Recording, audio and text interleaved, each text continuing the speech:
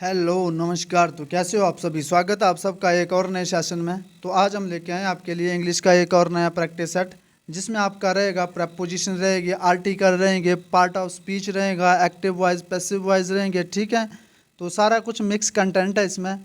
तो आप के लिए ये जो सेट है ये मोस्ट इम्पोर्टेंट रहने वाला है।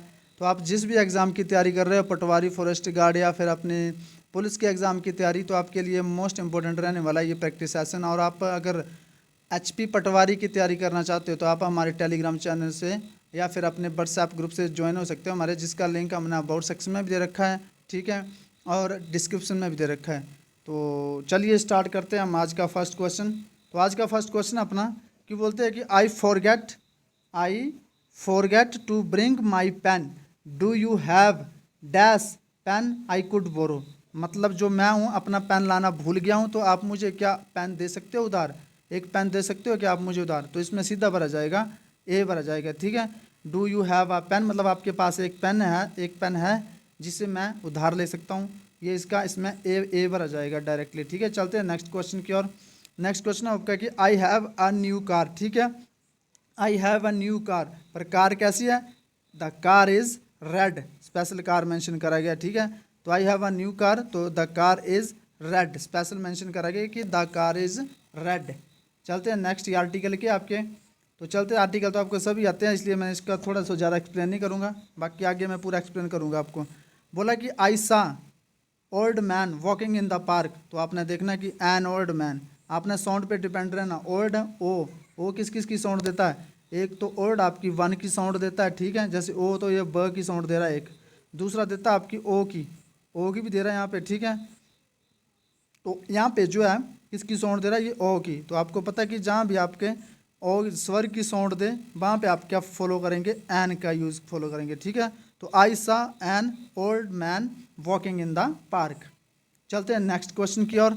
नेक्स्ट क्वेश्चन आपका पार्ट ऑफ स्पीच से, यहाँ पे लिखा कि शी एजुकेटेड मी मतलब वह मुझे पढ़ाती थी।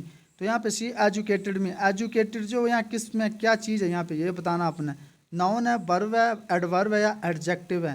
तो सी एजुकेटेड मी शी एजुकेटेड मी, वह मुझे पढ़ाती थी। तो पढ़ाना क्या मतलब, यहाँ पे जो पढ़ाना है ये एजुकेटेड वर्ब के रूप में यूज हुई है। ठीक है, क्रिया के रूप में यूज हुई है। तो सी एजुकेटेड में यहाँ पे जो एजुकेटेड आपकी वर्ब के रूप में यूज हुई है। ठीक है, चलते हैं नेक्स्ट क्वेश्चन की ओर। नेक्स्ट क्वेश्चन आपका बोलता है कि सी एजुकेटेड, यहाँ आप थोड़ा सा सेंटेंस गलत है, आपने ऐसे देखना है इसको कि क्या ये आपका क्वेश्चन है यहाँ पे, सी इज़ एजुकेटेड। ठीक है, शी इज़ एजुकेटेड, तो आपने यहाँ पे ये बताना है कि यहाँ पे जो एजुकेटेड है, अगर आपको स्पेलिंग अच्छी ढंग से समझ नहीं आ रही तो दोबारा से लिख देता हूँ मैं, शी इज़ एजुकेटेड, ये है इसका मतलब। ठीक है, दोबारा से लिख देता हूँ, आप 2 मिनट होल्ड रखिए। तो मैंने बोला शी इज़ एजुकेटेड, तो आपने यहाँ बताना कि यहाँ जो एजुकेटेड है वो किस रूप में यूज़ हुआ है, नाउन के रूप में, वर्ब के रूप में, एडवर्ब के रूप में, एडजेक्टिव के रूप में। तो आपको यहाँ पता है कि शी इज़ एजुकेटेड, ये शी कोई है, यहाँ पे मैं लिख देता हूँ जैसे शालू लिख देता हूँ मैं, तो मैं बोलता हूँ कि शालू इज़ एजुकेटेड। तो शालू कैसी है, शालू पढ़ी लिखी है। तो पढ़ी लिखी क्या होगी यहाँ पे, विशेषता होगी किसकी, शालू की। ठीक है, तो शालू क्या है, एजुकेटेड है, तो शालू क्या हो गया आपका, एडजेक्टिव हो गया। ठीक है, शालू आपका एडजेक्टिव हो गया। शालू कैसी है, शालू जो है वो पढ़ी लिखी है, यहाँ पे शालू की जो विशेषता बताई गई है। ठीक है, और पीछे क्या बोला गया, पीछे बोला गया शी एजुकेटेड मी, वह मुझे पढ़ाती। तो यहाँ पे जो एजुकेशन है वो आपकी वर्ब के रूप में यूज़ हुई है, तो यहाँ पे आपका राइट आंसर हो जाएगा एडजेक्टिव। ठीक है, चलते हैं नेक्स्ट क्वेश्चन की ओर। नेक्स्ट क्वेश्चन आपका देयर इज मिल्क, आपने यहाँ पे खाली स्थान भरना है, there is milk in the jug that tea can not be prepared. तो आपने यहाँ पे भरना है, लिटिल भरा जाएगा या फिर आ लिटिल भरा जाएगा या फिर द लिटिल भरा जाएगा। आपने इन तीनों में से एक आंसर यहाँ पे राइट वन चूज़ करना है। ठीक है, तो आपको पता है कि लिटिल का यूज़ कहाँ पे होता है, सबसे पहले देखिए लिटिल का यूज़ होता है बिल्कुल ना के संदर्भ में, कोई चीज़ ना के बराबर हो, किसके, ना के बराबर हो, फिर आप इसको फॉलो करना, फिर आप इसको भरना। ठीक है, पहले सारे कंसेप्ट समझ लो। लिटिल होता है ना के बराबर। ठीक है, द लिटिल होता है जो थोड़ा सा है, जो थोड़ा है वो सारा। ठीक है, जो थोड़ा है वो सारा, ये यूज होता है आपका द लिटिल में। और आ लिटिल आपका यूज़ होता है थोड़ा सा। ठीक है, आ लिटिल आपका यूज होता है थोड़ा सा के संदर्भ में। तो यहाँ पे बोला गया है, यहाँ पे बोला गया कि देयर इज़, क्या भरा जाएगा, milk in the jug that tea can not be prepared. तो यहाँ पे भरा जाएगा लिटिल। मतलब यहाँ बोला गया कि जो जग में दूध है वो ना के बराबर है जिससे चाय जो है वो नहीं बना जा सकती। ठीक है, तो यहाँ पे भरा जाएगा लिटिल। चलते हैं नेक्स्ट क्वेश्चन की ओर। नेक्स्ट क्वेश्चन आपका बोलता है कि the monkey are sitting dash the tree. तो monkey are sitting dash the tree, कहाँ बैठे हैं, पेड़ पे बैठे हैं। तो मंकीज आर सिटिंग ऑन नहीं होगा, इन द ट्री होगा। ठीक है, monkeys are sitting in the tree. चलते हैं नेक्स्ट क्वेश्चन की ओर। नेक्स्ट क्वेश्चन आपका बोलता है कि dash time do you go market in a week. तो मैं आपको यहाँ पे बता दूँ कि हाउ मच, ठीक है, और हाउ मैनी कहाँ कहाँ पे यूज़ होते हैं आप देखिए। ठीक है, तो आपका जो हाउ मच है, हाउ मच यूज़ होगा आपका क्वांटिटी के लिए, किसके लिए, क्वांटिटी के लिए। और जो हाउ मैनी है, ठीक है, हाउ मैनी होता है आपका टाइम्स के लिए। ठीक है, टाइम्स के लिए, मतलब इसका मतलब ये है कि कितना, ठीक है, कितना, और इसका मतलब होता है कि कितने, हाउ मच कितने। ठीक है, ये आपका मैनी जो है ये आपका क्वांटिटी बताता है। ठीक है, क्या बताता है, आपकी क्वांटिटी नहीं, सॉरी रुकिए आप 2 मिनट। हाउ मच ये आपकी बताएगा क्वांटिटी, और ये जो बताएगा आपका कि ये बताएगा आपके कि आपके पास कितने पैसे हैं। ठीक है, आपका ये यूज़ होगा, ये जो है ये यूज़ होता है अनकाउंटेबल के साथ, अनकाउंटेबल नाउन के साथ, और ये यूज़ होगा आपका काउंटेबल नाउन के साथ। ठीक है,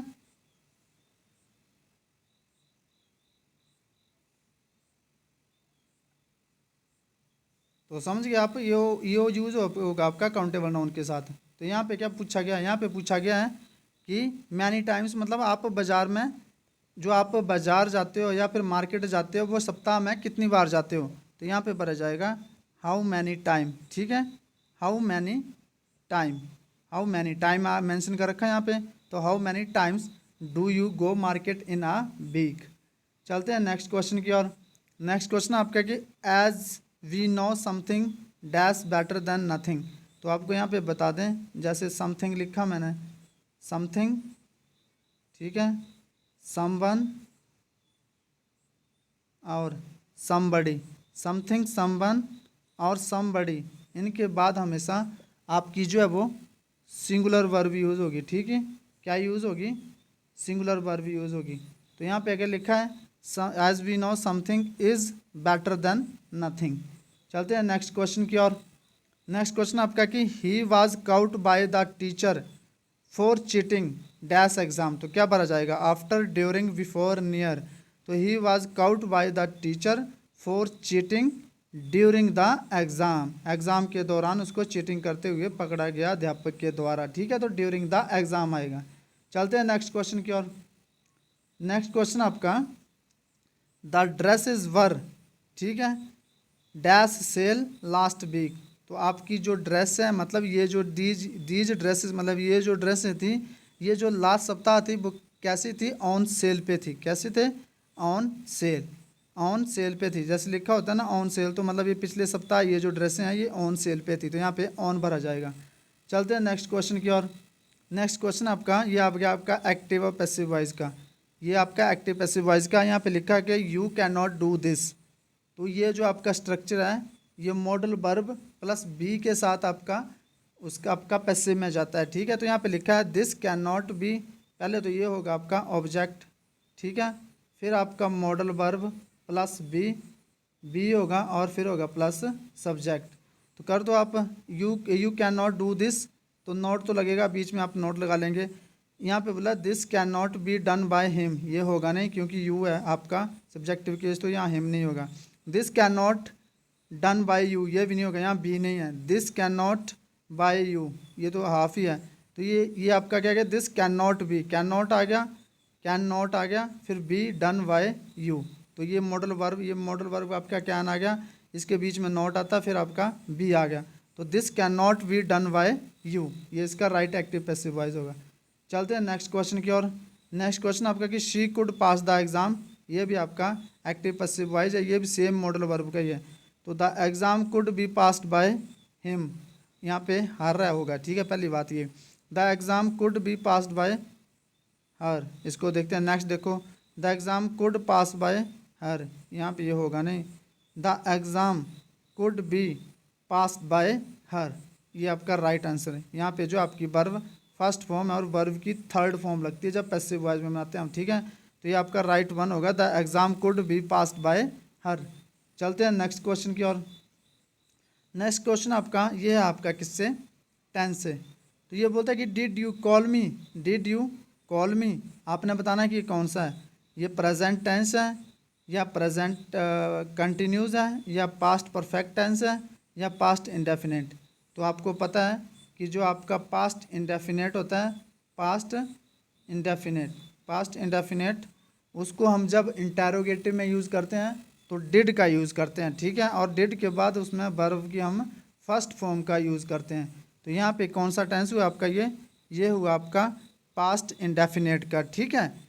पास्ट इंडेफिनिट का टेंस हुआ कि डिड यू कॉल मी। तो ये था आपका आज का सेशन। तो इसी तरह के सेशन के लिए बने रहिए हमारे साथ, मिलते हैं जल्द में ही नेक्स्ट वीडियो में, तब तक के लिए जय हिंद जय भारत।